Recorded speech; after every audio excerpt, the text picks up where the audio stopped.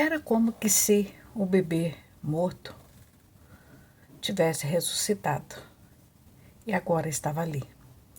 Paulina estreitou o neto nos braços, fechou os olhos e sentiu como se fosse seu filho amado que se fora aquele dia. Ele estava ali agora de volta. Aquele bebê tinha o mesmo cheiro do seu, o mesmo frescor em seu sorriso, a mesma emoção de tê-lo nos braços. Seus olhos ficaram marejados de lágrimas. Seria alegria ou tristeza? Todos pensavam ser a emoção de sentir o calor do netinho em seu corpo, mas eu sabia que não.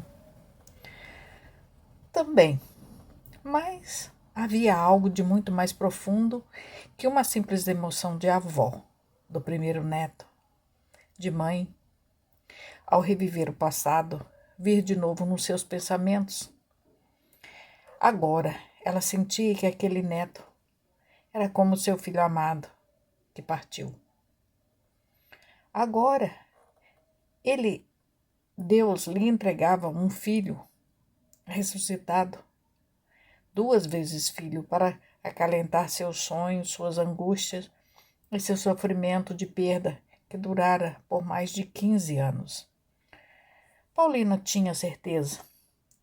Ela tudo faria para que o seu marido também pudesse aceitar e desfrutar daquela imensa alegria que inundava seu ser naquele instante. Ali estava o seu primeiro netinho. Feliz, muito feliz, todos tomaram o rumo de casa. A velha e aconchegante casa que um dia eu deixei para trás, para dar rumo no meu destino e que agora eu voltava como visita. Não mais eu, só uma. Nós éramos 3. Eu, o meu marido, aquele coração, fujão, ladrão, de coração apaixonado, e o netinho amado, alma de sua alma, amor de seus sonhos e pesadelos. Ninguém, naquele momento, seria mais feliz que Paulina enquanto caminhava abraçada ao netinho, junto do seu coração. E assim a batida dos 2 corações eram ritmados e o som de ambos se misturavam.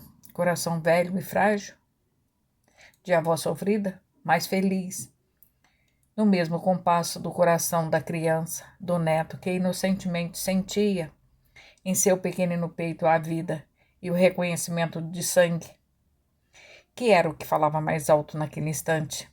Ele e ela, ambos se amavam e sabiam muito bem disto. Não falavam, mas sentiam, e isso era o que importava. E o João Batista, o avô, não estava em casa nesse momento. Eu pensei, melhor assim, Paulina também. A gente não sabia como ele iria receber nós 3. Naquele instante, tudo era festa e alegria. E a noite foi pequena para tanta conversa. O dia já começava a raiar quando conseguimos ir para a cama, dormir, mas mesmo assim ninguém conseguia dormir.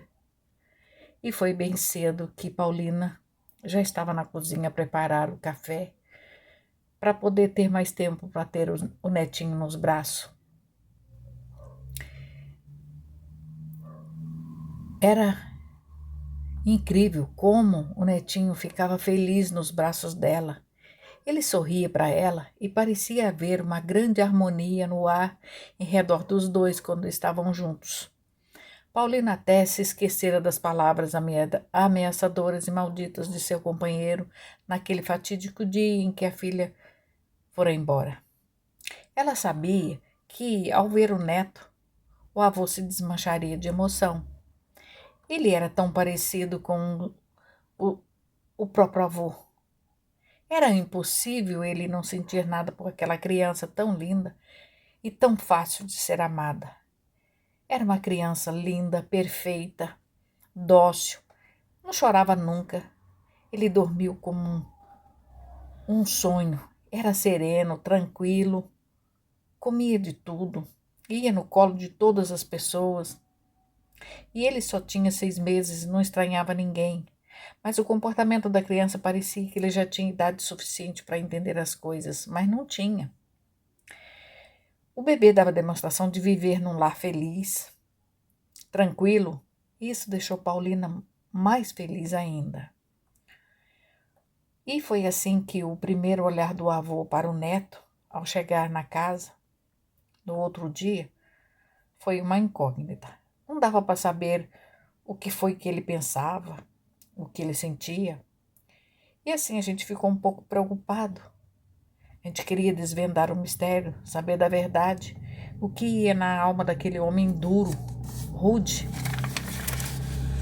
e que muitas vezes parecia tão frágil quanto a alma do bebê, daquele primeiro neto, que sorria para ele, ali bem na sua frente.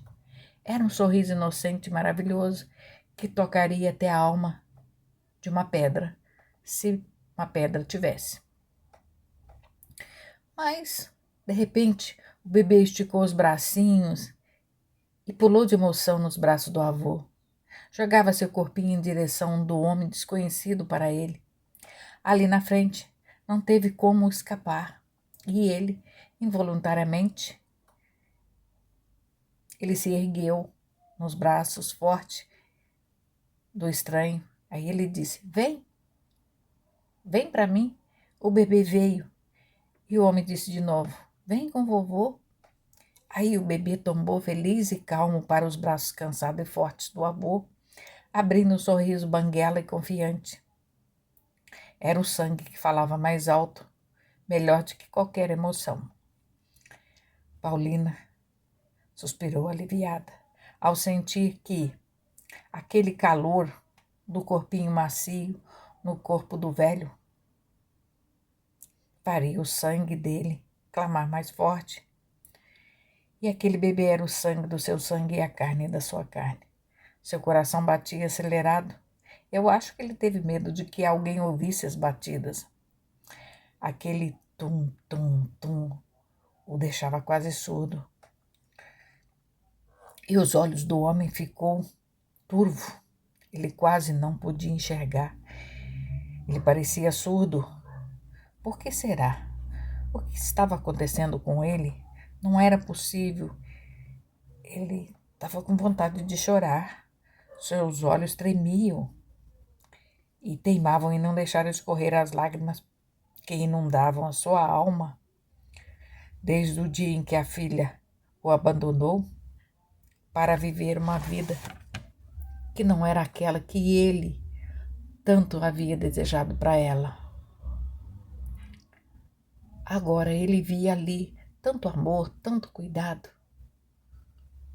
As pessoas presentes saíram de perto deles, deixando-os a sós. Eu, o neto e o avô, para que meu pai conhecesse melhor a criança. O abraço terno se tornara em emoção e desabafo. O bebê sentia toda a confusão em que se formara dentro dos pensamentos do velho homem, cansado das guerras geradas por ele próprio.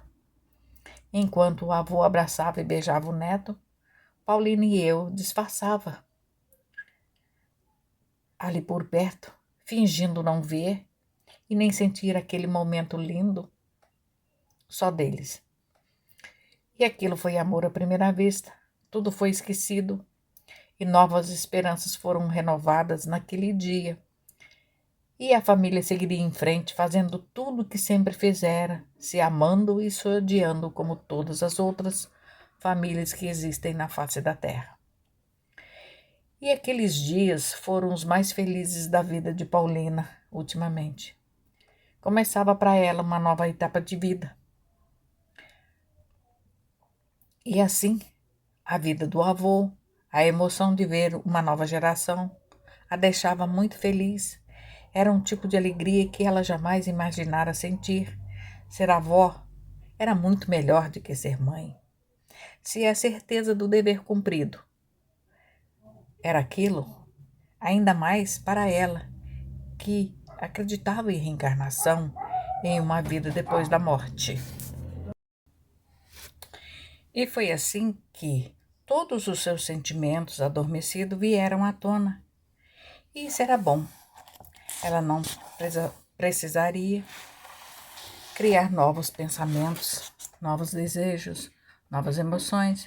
Era só viver tudo que tinha guardado no seu íntimo por longos anos a fio. Ela estava vivendo uma ternura sem fim e era a fase melhor de sua vida. E isso, tinha certeza, a deixava muito feliz. A primeira fase foi até conhecer o companheiro, há 20 e poucos anos atrás, que fora os melhores anos de sua vida, mas não tendo nem conhecido, mesmo ela não tendo conhecido a sua mãe. O pai se virara em 10, em 20, em 1000, mas nunca deixara lhe faltar o suficiente, tanto material quanto emocional. Ela tinha consciência do seu estado de pobreza, mas mesmo assim ela foi feliz, mesmo sendo descendente de uma família rica de portugueses. Se seus antepassados tivessem zelado pelo belo patrimônio que dispunham, ela e seus irmãos talvez tivessem tido uma outra história de vida. Mas Paulina acreditava em destino, e aquele era o seu. Ninguém vive a vida do outro, cada qual como Deus o fez. E Paulina era grata a Deus por ter lhe dado um pai tão bom, tão amável, tão respeitável, que fizera-se de mulher, feliz, dedicado à família. Para ela, o que bastava era ver o pai feliz, e ela achava que dentro das possibilidades ela fez de tudo para que ele fosse feliz. Então, sendo assim, ela não tinha o que reclamar. A segunda fase da vida dela foi desde o casamento até o momento em que tivera pela primeira vez no braço agora o seu neto. Encerrar ali 2 etapas bem vividas, e no horizonte começava agora a despontar a terceira etapa, a terceira geração, e ela estava pronta para viver tudo o que a vida tinha reservado para ela. E assim, também Fátima, a segunda filha, se casou com um rapaz que era peão de trecho. E ela estava feliz, e pouco depois de 9 meses de casada, nasceu o primeiro bebê deles.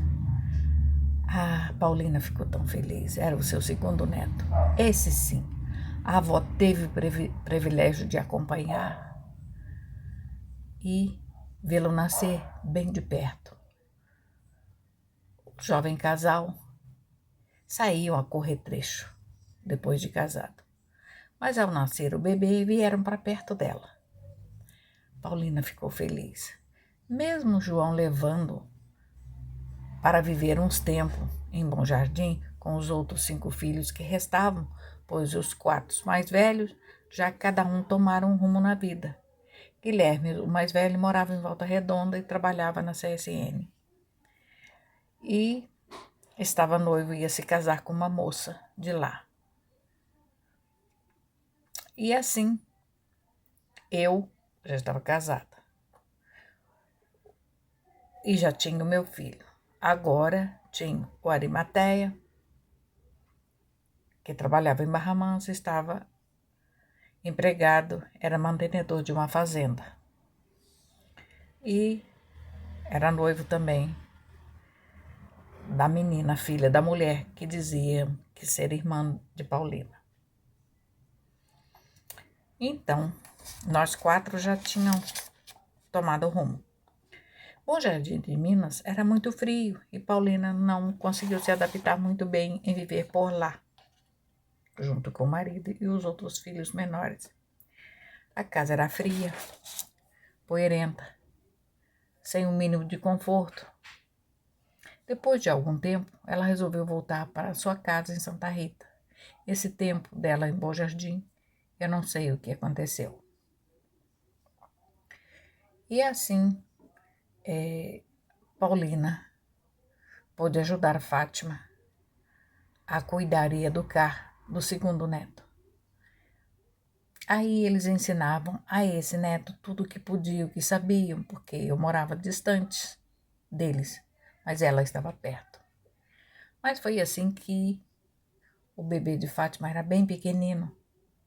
Ela já teve o segundo. Aí era uma menina. E eles passaram a morar bem perto de Paulina.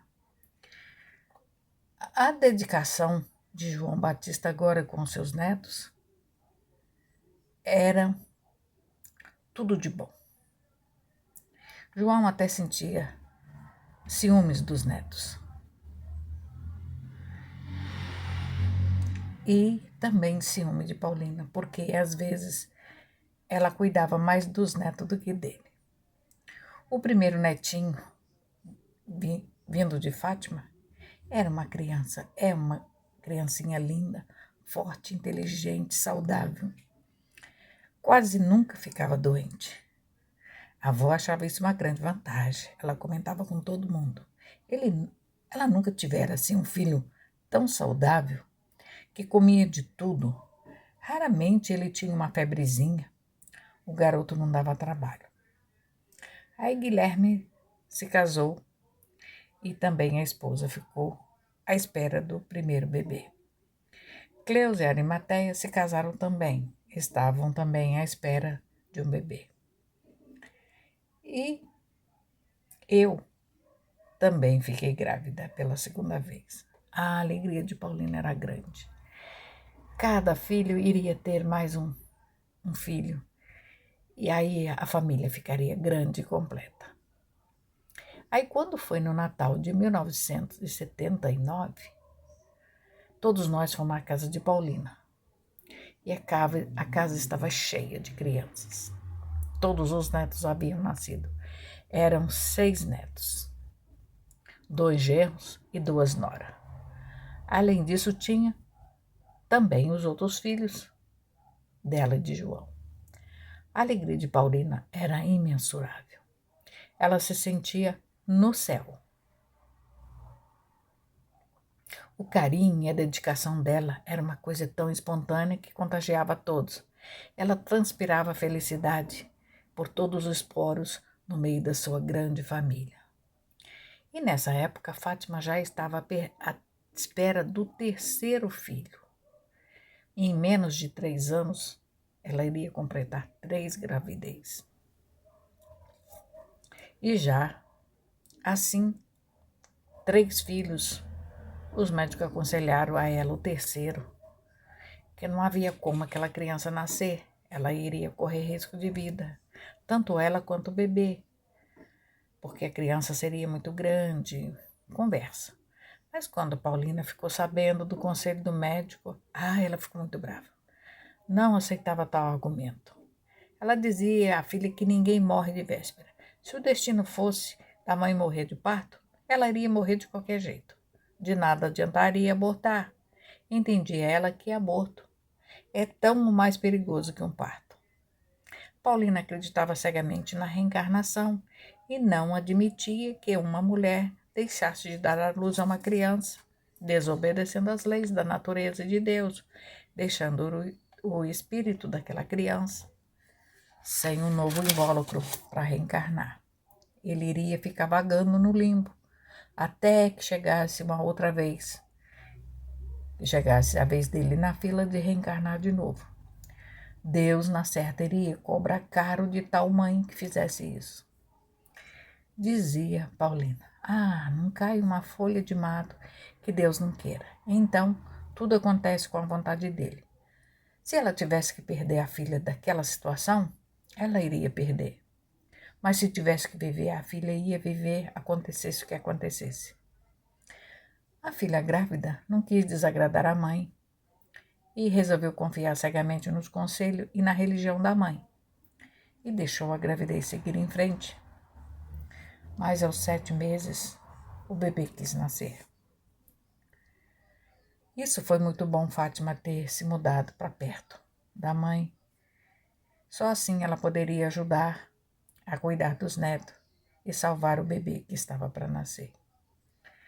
Foi uma noite desconfortável. Preocupada, Paulina esperou o dia amanhecer para que a filha fosse para o hospital dar à luz ao terceiro filho. E Paulina estava confiante.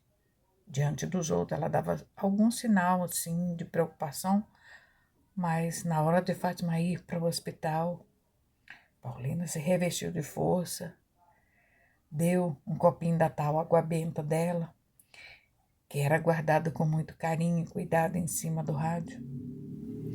Ela achava que essa água fazia milagres, que fortalecia sua fé.